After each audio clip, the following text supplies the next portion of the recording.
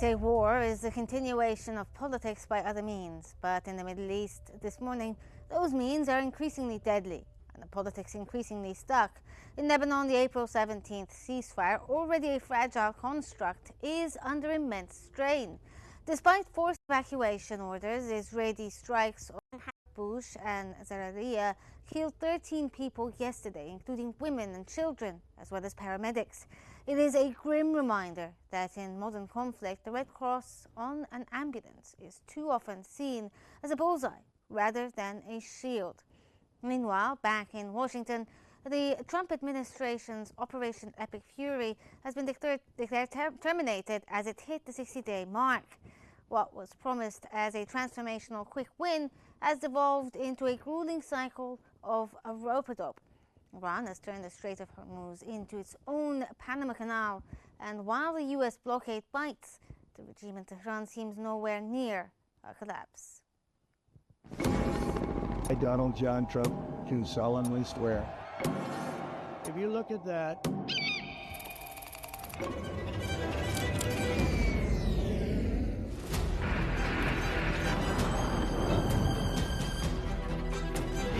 or we're out.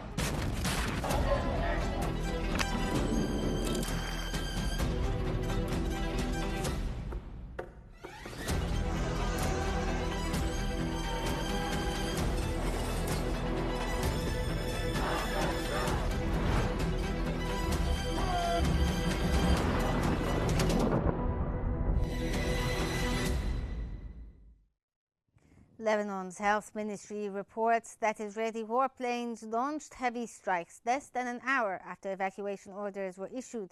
Paramedics are now operating in a state of constant terror, with 103 emergency workers killed since March. Hezbollah has begun retaliatory strikes, claiming Israel has effectively shredded the ceasefire agreement.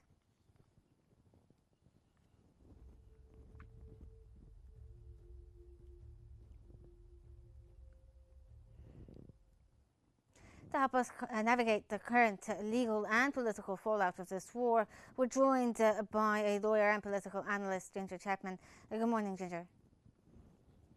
Good morning, Rehan. It's great to be with you today. Thank you for joining me this morning.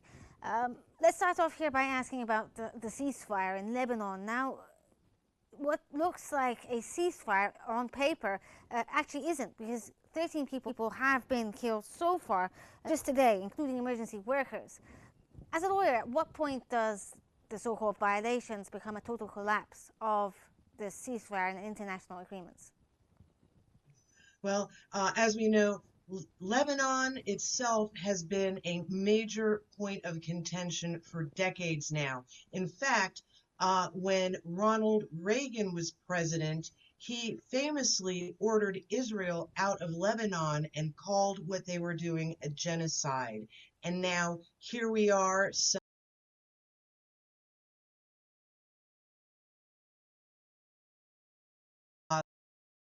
In 2026, and there are still ongoing Israeli aggressions and hostilities in Lebanon. And indeed, now it is even worse than during the Reagan administration, because we are getting news reports that IDF soldiers are looting homes, that they are intentionally targeting Christian churches, that United Nations peacekeepers have been injured. So essentially, what's happening in Lebanon could be the Achilles heel of Trump's attempts to bring peace to the Middle East, because first, Iran is saying there needs to be an end to the war. This is a war on many fronts, which includes Lebanon, and Trump has ordered Israel to stop bombing in Lebanon. And as we see, Israel has defied Trump's orders. They have failed to honor any ceasefires. And now there's word that the soldiers are looting civilian homes. They are stealing furniture, medical supplies they can get their hands on as they are destroying and looting civilian homes. From a legal standpoint, what we see is, unfortunately, because the United States has thrown its military might behind Israel, America has enabled Israel to continue engaging in war crimes without fears of repercussion.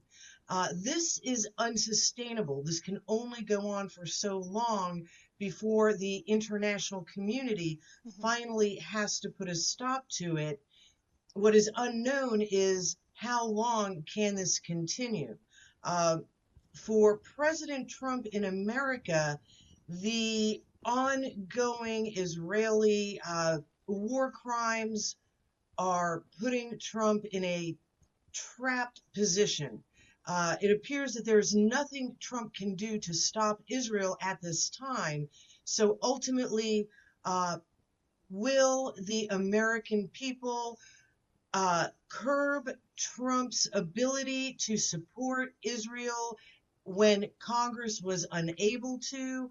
And what can President Trump do with respect to supporting President Aoun, even though President Aoun is essentially not standing behind Hezbollah? President Aoun is stating that Hezbollah is starting or dragging Lebanon into a war against their will, but it is truly the current Lebanese government that is allowing America to dictate what their response is to Israel.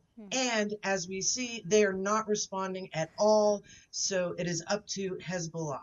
Well, I mean, technically, right now, we're in a ceasefire, and it's been violated numerous times by the Israelis. And we've seen this tactic over and over for years now. About 100 emergency workers have died just in Lebanon this March. We've seen this in Gaza, and we've seen this in other areas as well, where the Israelis have violated international law and targeted humanitarian workers, journalists, whatever it may be. Will they be held to account for these crimes at any point in time? Because so far, no one has been held responsible for attacking emergency workers or even the UNIFIL soldiers and officers out there in Lebanon. Yes, and you are correct, Reham. Israel has a long history going back 80 years now of attacking civilians, targeting civilians, and completely ignoring and defying international law and United Nations resolutions. And Israel has become emboldened. They are at a point where they believe they are so close to accomplishing their goal of complete dominance of the Middle East. They believe that President Trump is the president that will allow them to do whatever they want. And so far, President Trump has. And there are very few recourses that the international community can take.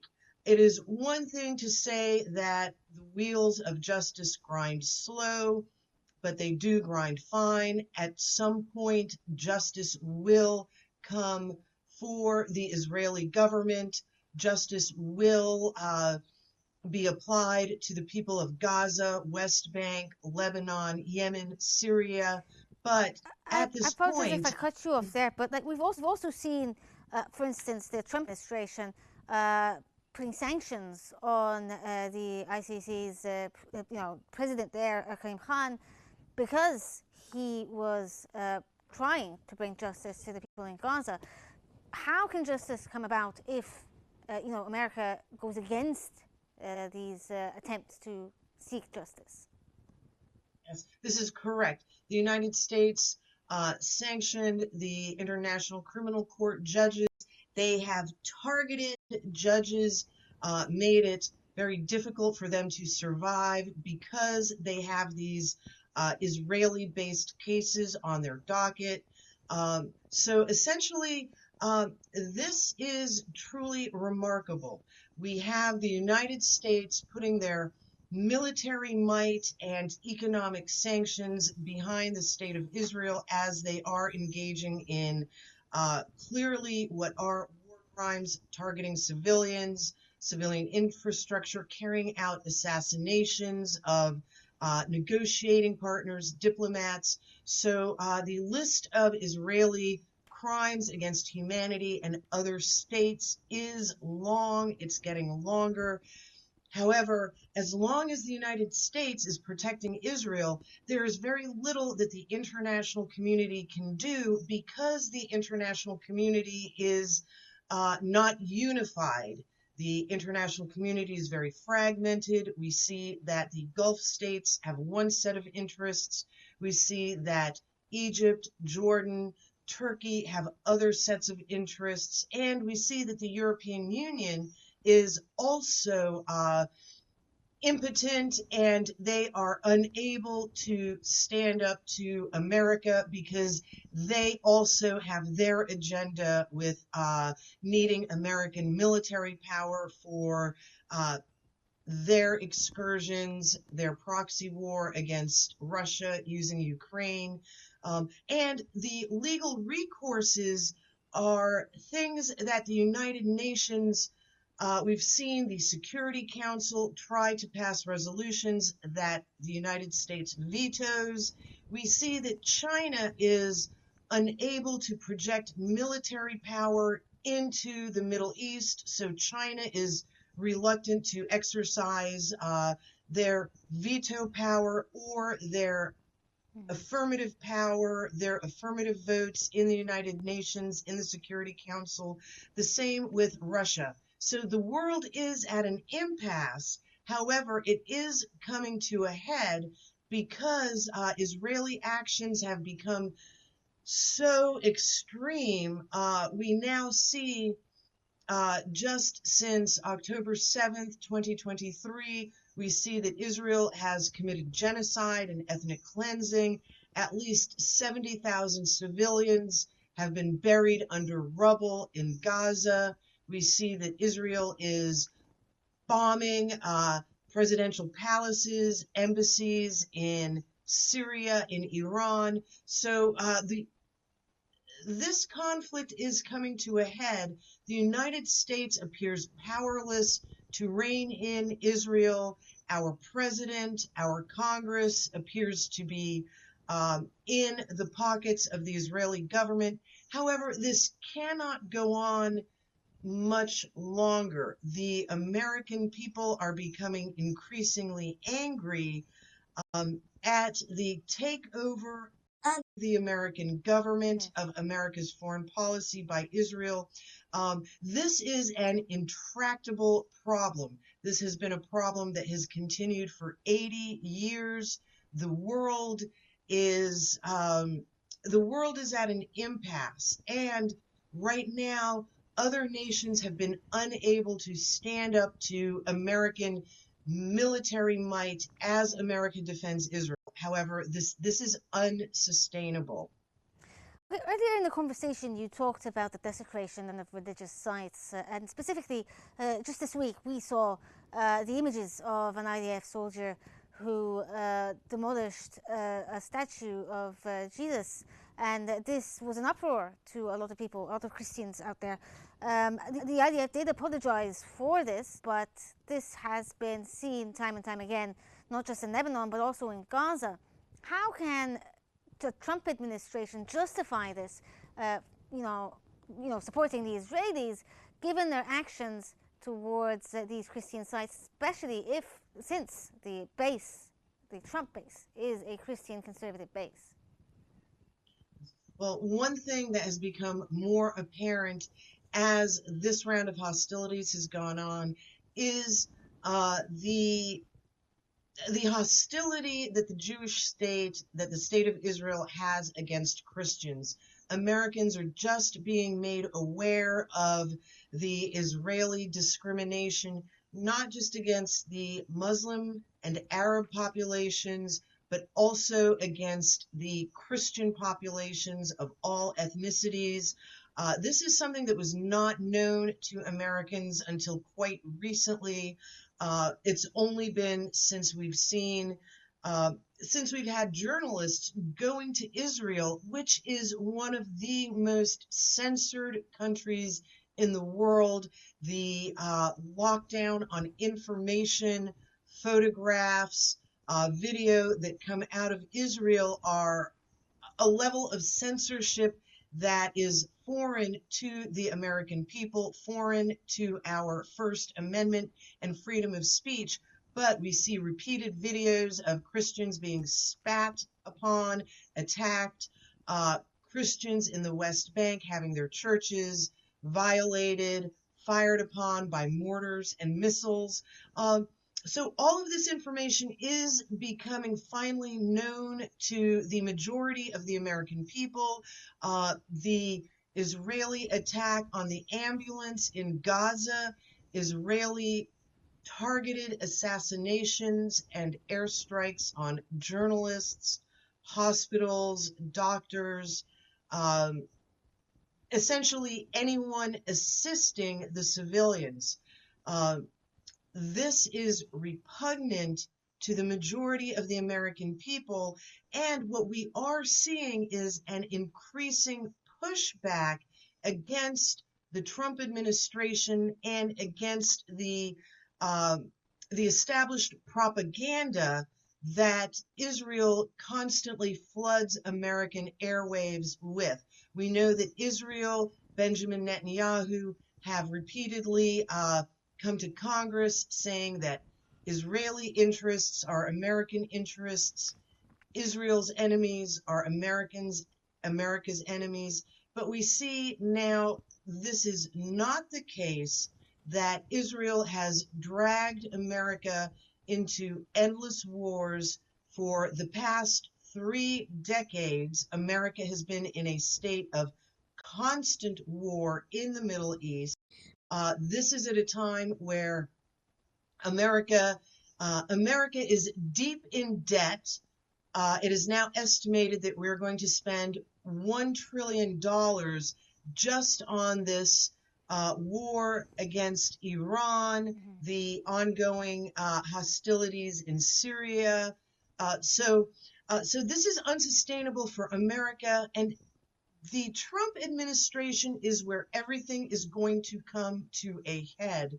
This is because the Americans are deeply disappointed in President Trump and deeply angry because Trump was supposed to be different. He was supposed to end wars, not start any new wars. And what the Americans have seen is Trump has become immediately beholden to Israel's wars of aggression and their Greater Israel Project ambitions to take more land. So we are now seeing anger not just at Israel, but at the 30 years of American loss of life and treasure, being dragged into war after war with Israel. This is becoming unsustainable to America at a time where America is feeling the economic pain, and the closure of the Strait of Hormuz is going to bring everything home. This is going to force America to choose between blind support, blind loyalty to Israel, or the collapse of the American economy, the risk of global recession and depression. We'll try to get back to the Strait of Hormuz and the complexities of the economic situation there. But if we could talk a bit about Hezbollah and what they're saying there. Now, they're saying their attacks are a retaliatory response to the violations by the Israelis to the ceasefire. As a lawyer, is there a legal framework to claim self-defense by Hezbollah here, given the violations by the Israelis, or do they have no right to the claim of self-defense since there is a state and there is a Lebanese army? One thing that is truly remarkable is the level of propaganda and narrative that hopefully the truth is starting to break through. For example, for decades, Israel has branded Hamas and Hezbollah as terrorist groups, where it is apparent that Hezbollah is not carrying out terrorist acts they are engaging in self-defense of their own territory against an invading, occupying force. Under the Geneva Convention, under the Additional Protocol 1 of 1979, indigenous people have the right of armed self-defense against illegal occupying powers. And this is exactly what Hezbollah has done. They are defending their own territory, their own Lebanese fellow citizens from invasion by a hostile, extremely aggressive force, which is Israel, who is not only killing civilians, but as you noted, Reham, they are killing UNIFIL, United Nations peacekeepers.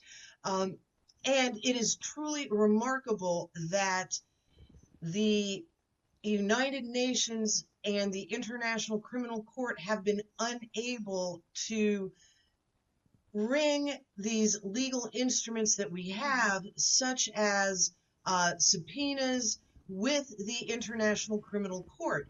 A great example is we saw that the president of Philippines, Duarte, his own government of the Philippines arrested him and handed him over to the International Criminal Court for his trial for murdering his own people under the guise of drug interdiction. And the president of Philippines, Duterte, is now in a holding cell at The Hague awaiting further prosecution. Will we see something like this happen to Netanyahu? Will we see something like this happen to President Trump? It remains to be seen. Justice would see Netanyahu on trial, subpoenaed with the International Criminal Court, but right now, America's protection of Netanyahu is overwhelming. America is using all of its political influence and its pressure and its military might to protect Israel and Netanyahu. We saw this at the United Nations before when the Board of Peace was being ratified by the Security Council, where America twisted arms, applied pressure and bribery in order to get the Security Council members to vote yes on the Board of Peace, on that resolution. So we do see that America is using its military might to thwart justice. Once again, this is unsustainable. We do not know what will finally break this logjam and finally bring these bad actors to justice. But in the meantime, there is ongoing military aggression, targeting of civilians, genocide, ethnic cleansing. Okay, well, Ginger, while the strikes continue in Lebanon, the grand strategy in the Gulf is facing a reality check. Please stay with us as we're going to shift from the tactical breaches to the indefinite impasse that the White House is currently facing. 2 months into the war, the so-called Hollywood ending hasn't arrived. Instead, we have $126 a barrel oil reality and an Iran that has seized the initiative by closing the Strait of Hormuz. Trump hoped to be a transformer, but he might be the latest president caught in a 50-year pattern of wash, rinse, and repeat.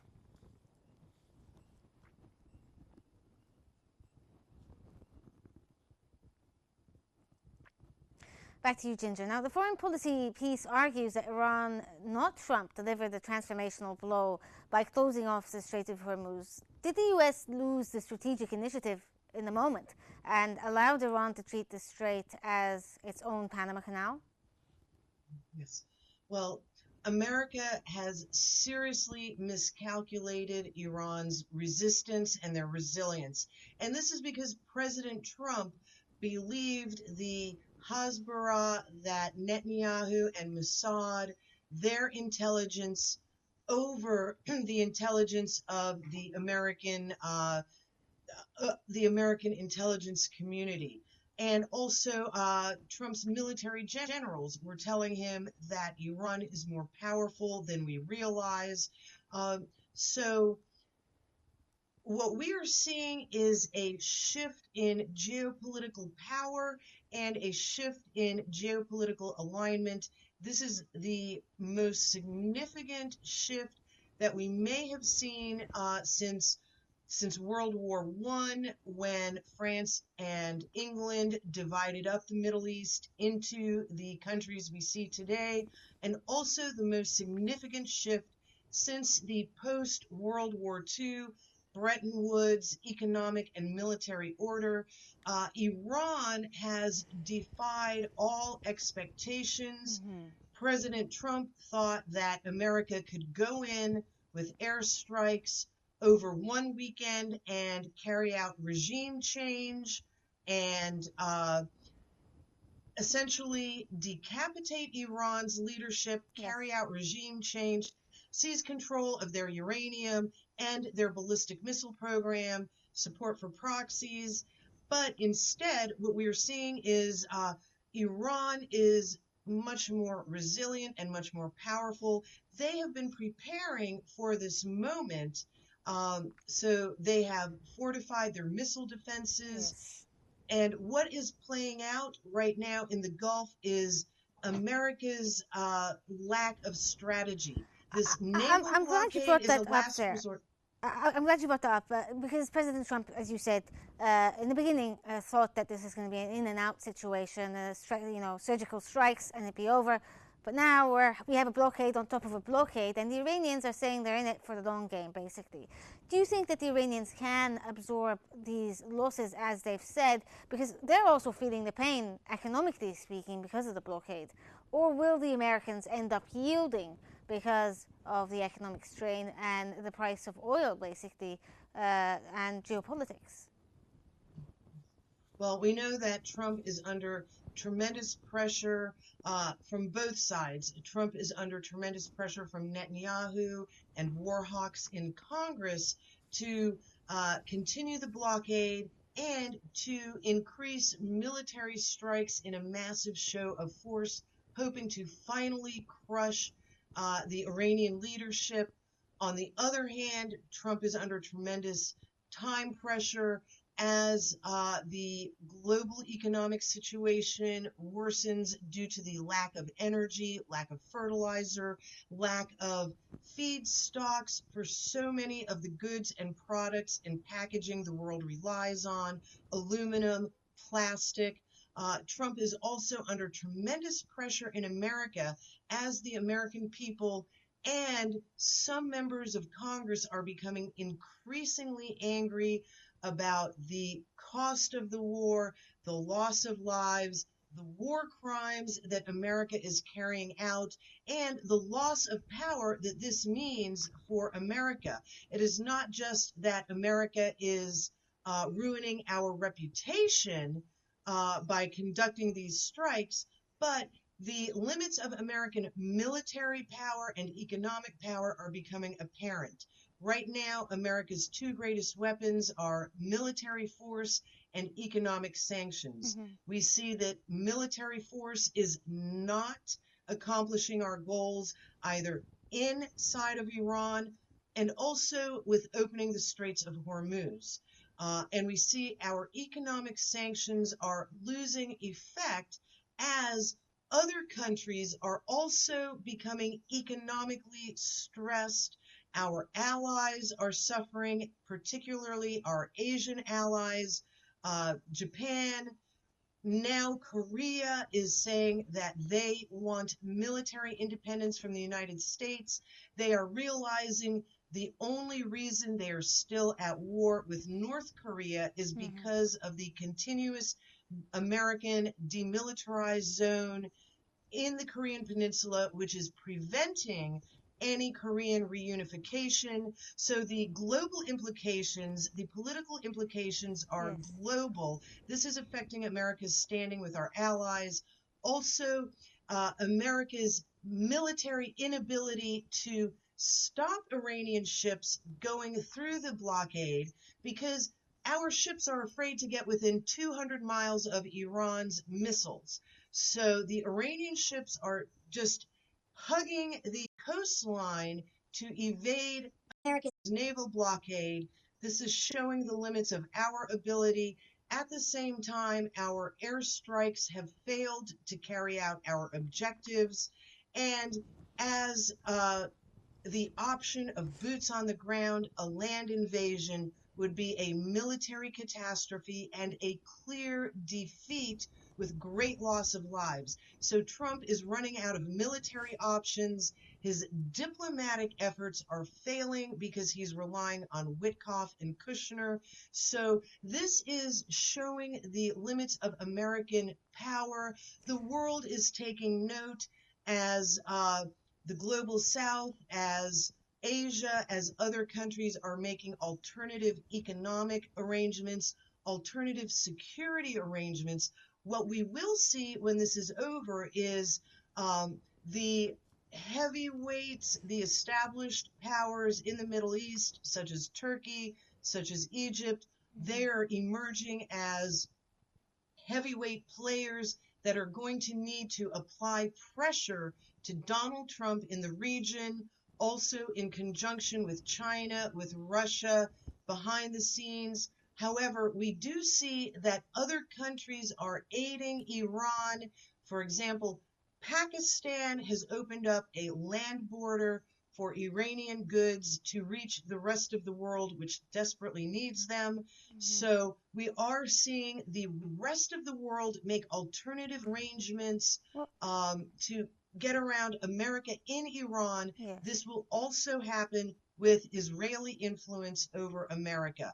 The international community, their weight will finally overcome American intransigence.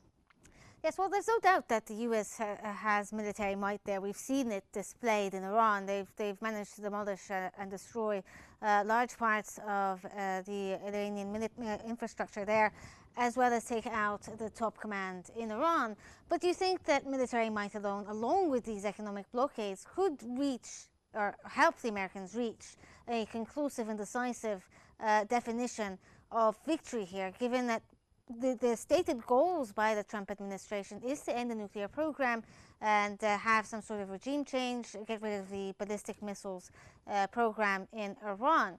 Is this achievable with just these tools, or will diplomacy have to play some sort of role in ending this war and achieving victory for the Americans? There is going to have to be diplomacy, but there's also going to have to be international economic pressure.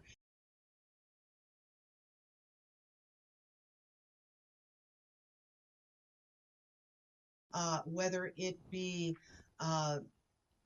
economic sanctions, whether it be economic pressure, political pressure, investment opportunities that America will lose because of our aggressive pro-Israeli stance. So the United States, once again, we're running up against the limits of American military might. There are other measures that the international community can take. We know that China is becoming a greater heavyweight.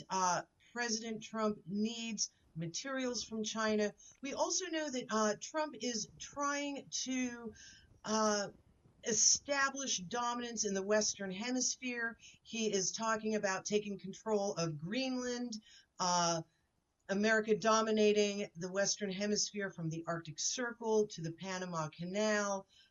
He is talking about possibly interdicting ships in the Straits of Malacca to extend American control over maritime choke points, over the flow of energy.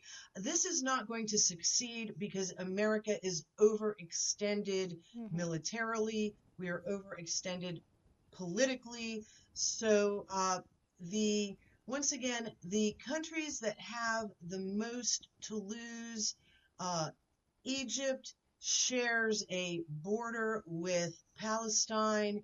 Egypt has very close, long-standing ties with the United States. They're a heavyweight player in the region. Turkey is also increasingly at risk due to increased friction with Israel.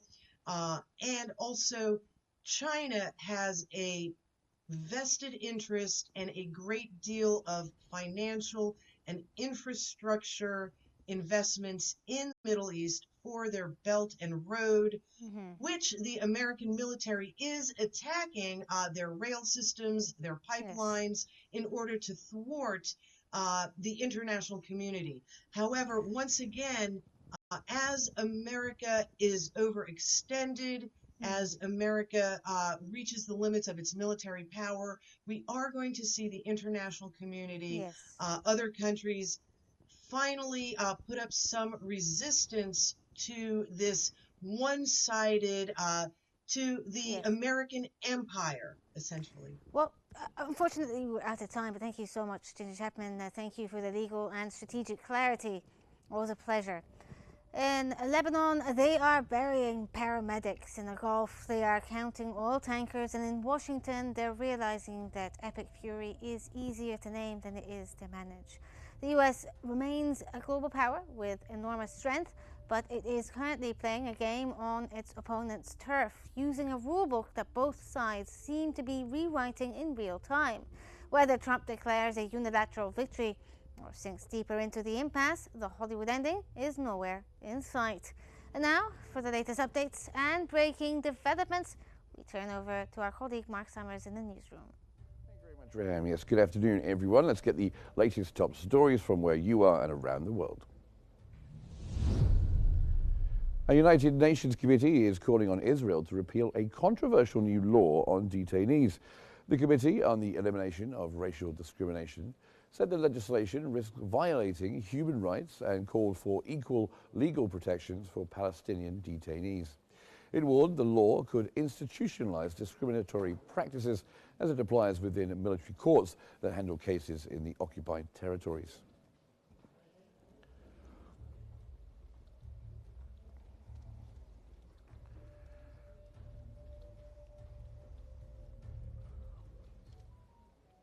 The World Health Organization is calling for urgent access to medicines and essential supplies in Gaza. The WHO chief, Tedros Adhanom, said health needs remain immense, warning that limited access continues to strain services across the territory. He noted support for a new health center in northern Gaza aimed at reaching communities unable to access care. The organization urged the immediate entry of medical supplies and the removal of bureaucratic obstacles to enable large-scale restoration of healthcare services.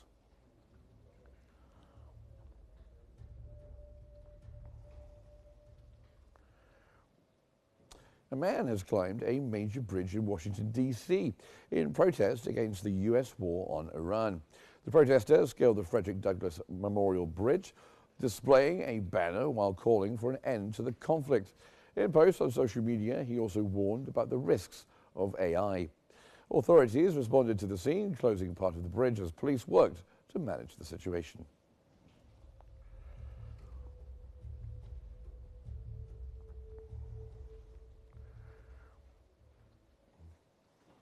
Africa now, and Egypt has reaffirmed its support for Mali and condemned recent terrorist attacks in the country. The Foreign Minister, Badr Abdel Ati, stressed Egypt's full solidarity during a phone call with his Malian counterpart, underscoring Cairo's rejection of all forms of terrorism and extremism. He called for stronger regional and international coordination to combat terrorism, cut off its financing, and address the root causes through a comprehensive approach linking security and development.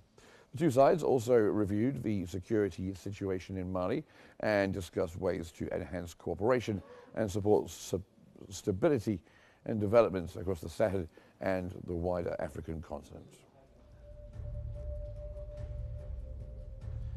And you're up to date. That's all for us now, but don't forget you can follow us on Qnews for updates and in-depth special coverage. You can see us every morning, and you can find our stories unfolding 24/7 on our social media platforms. At Qnews, EGY is our handle. Wherever you are, enjoy your weekend.